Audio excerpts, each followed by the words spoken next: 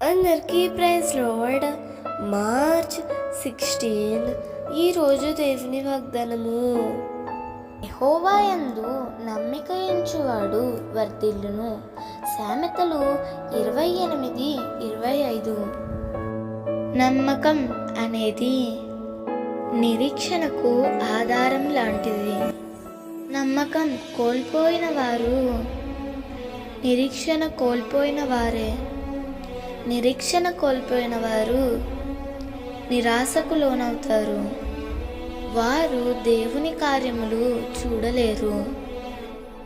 ఎవరైతే దేవుని యందు నమ్మిక ఉంచుతారో వారు దేవుని నుండి సమృద్ధి అయిన దీవెనలు అనుభవిస్తారు.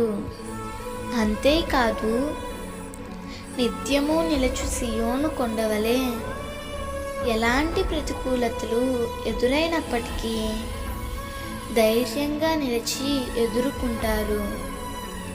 దేవుని మీద వారికున్న నమ్మకమే వారి జీవితాలను దినదినము వర్ధిల్ల చేస్తుంది. అన్ని విషయాలలో దీవించబడినట్లు ద్వారాలు తెరుస్తుంది. ఆనాడు అబ్రహాము నిరీక్షణకు ఆధారం లేనప్పుడు తాను నమ్మిన దేవుడు ఏదైనా చేయుటకు సమర్థుడని నమ్మి దేవుని కార్యాన్ని చూశాడు. అబ్రహాము అన్ని విషయాలలో ఆశీర్వదింపబడ్డాడు.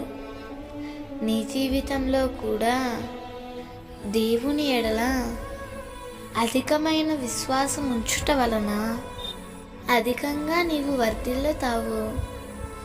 అట్టి కృప దేవుడు నీకు నీ కుటుంబమునకు అనుగ్రహించునుగాక. ఆమేన్.